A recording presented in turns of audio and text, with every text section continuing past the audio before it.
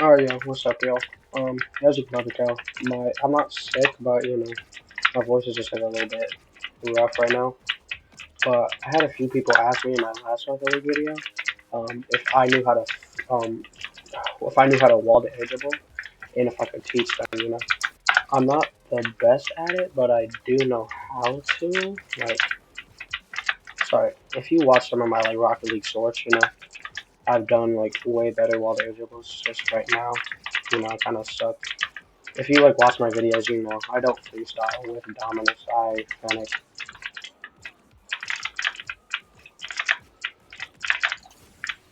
Alright, but anyways.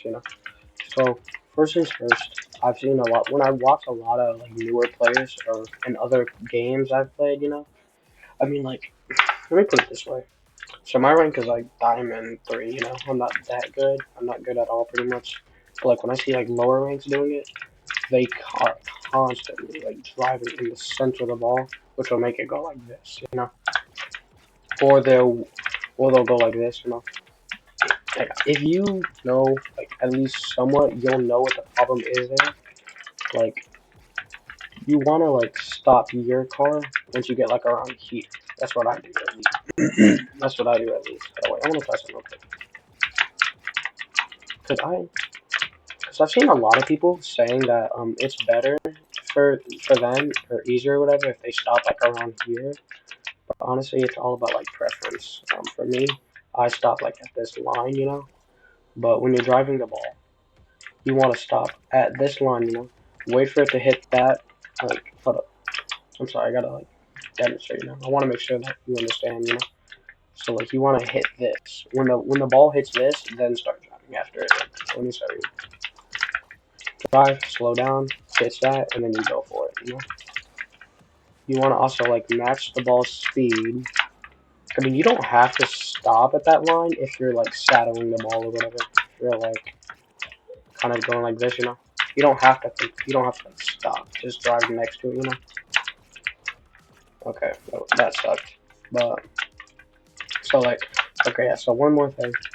Hit it with like the corner of your car. See, I was like going this way, and then let's say it's kind of like all about the wall. Like if you're trying to make like if I'm staying on this side, I want to make a wall air dribble over here. I'm gonna hit it with this part of the car, right? Okay, I can't. But on another note, if you're like on this side, but you want to hit it over here.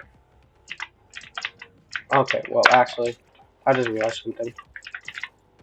Yeah, I hit it with that side when I'm over there.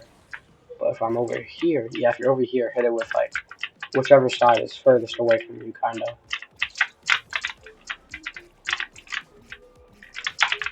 Okay, yeah, that's not gonna go in. But anyways, like, watch the setup. So, hit it with the edge of your car. Stop here. Continue after it reaches the, like, billboard banner thing. Wait, did I get that? No. Okay, but anyways. Okay, let me point this out real quick, because I've noticed a lot of people doing this. Like, look at how I'm, like, spinning in the air, I don't have that great control. Like, don't do that. I'm stupid. It's just become a habit at this point. Like, if you want to, like, you can go like that. If that is if you aren't like that good at going like with your directional air roll or whatever. Also for me, I found it easiest to have directional air roll on shift. I think that's the basic key, but it's also the basic this So like don't be spinning in the air unless if you actually know what you're doing. Because most people just spin in the air just because they think people are trying to be cool, and most of the time it is because they're trying to be cool, but the actual percentage of real freestylers, they do it because you gotta catch the ball somehow. Like, I'm going like this. And let's say the ball starts drifting this way. I gotta be able to like maneuver towards the ball. Or if it goes this way, I gotta be able to maneuver towards the ball. Like, don't just do it just because you think you look cool. Because if you, okay, I'm contradicting myself now. Don't do it just because you think you look cool. And the only reason I'm doing it, like, when I'm doing this, the only reason I'm really, like, spinning, is because I need to, like, be able to face the ball, right? Like sometimes you'll be noticing people who just keep on spinning. But like, look at that. If I'm just here, let me show you an example. Like, this is me while I'm spinning. I hit the ball. Get a good hit. But if I'm not spinning in like a situation like that, look, because now I'm going too fast, so now I can barely catch up to the ball. Like, try and use it as a way to stay under the ball. Anyways, I hope this helps you. And I'm sorry, this is like my first tutorial. I'm not that great at tutorials. I'm not that great. I'm sorry. But I'm hoping this did in fact help you. Like, remember the steps. Driving toward the ball. Don't drive too fast. And also, you don't need that much boost. Like, hold up, let me turn off infinite boost real quick. Like, if I turn it off, I'm gonna at least start like right here. Just so I make sure I at least have enough to do it. So training, go over here, turn it on standard. Okay, yeah. Okay, I'm sorry, that was horrible. And then for me, you can kind of do that if you want.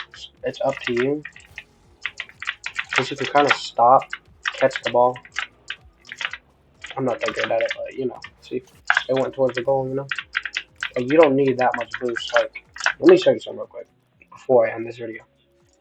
When you're boosting, don't go like this. Like, don't boost throughout the entire thing. Kind of like feather the boost, which is where you're like tapping it. And also, when you get to this point, the transition. This is what is the transition. Wait, I don't even need the ball. This is the transition. When you turn to face the ball, don't boost during that. Like, look, when you go up, boost to once when you hit the ball, and then turn, and then when you feel like you can, see?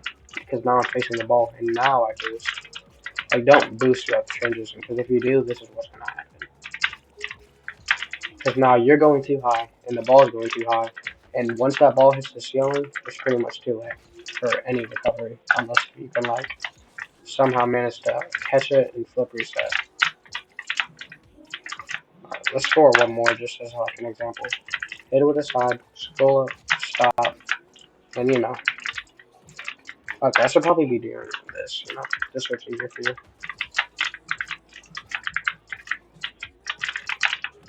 Alright, I'm sorry. If you want to see a different one, I can probably make one tomorrow when my voice is like, hopefully not like this, because then I can actually talk. But I'm hoping this video was in fact helpful for you. If you could, I would really appreciate it if you would like or subscribe, or even share. You don't have to subscribe. You can just share the channel to somebody. And you don't even have to tell them to subscribe. It would mean a lot, because I've had a dream of becoming a YouTuber ever since I was little, but it might not happen. But I'm hoping this was in fact helpful to you. And if you want, I can make a part 2 of like maybe ceiling shots. Make a part 2. I'm not great at them, but I can at least help you with the setup. I mean, as long as you're like better than me at like car control, I can at least help you with the setup.